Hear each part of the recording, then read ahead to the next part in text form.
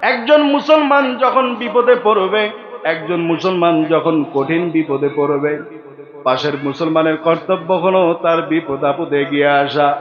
কিন্তু আজকে আমরা এগিয়ে আসা তো দূরের কথা, সামান্য যদি একটু দুর্বলতা পাই ওই জায়গায় সুদের হাতটা জোরপূর্বক বসায় দেয়, ঠিক কিনা? বেচারা এমন বিপদে পড়ছে, 50,000 টাকার জন্য সারা এলাকা তন্ন তন্ন করে খুঁজে বেড়াইছে, কারো কাছে টাকা পায় নাই। দালাল এসে কয় যে বড় একটা লোক আছে, তুই যদি 3 খান মাসের জন্য 10,000 টাকা লাভ দিবার পারিস, তা 50,000 টাকা তোকে নিয়ে নাও, ঠিক কিনা বলে?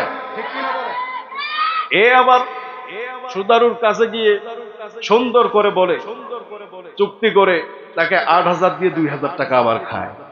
এরকম দালাল আছে না নাই? আরো জোরে বলেন, আছে না নাই? এই দালালগিরি যারা করবে, নিঃসন্দেহে একজন মুসলমানের উপর সে জুলুম করেছে, কথা বলেন। আর যে মুসলমানের উপর জুলুম করবে, আল্লাহ তার বিরুদ্ধে আল্লাহদ্রোহী মামলা দিয়ে দেবে।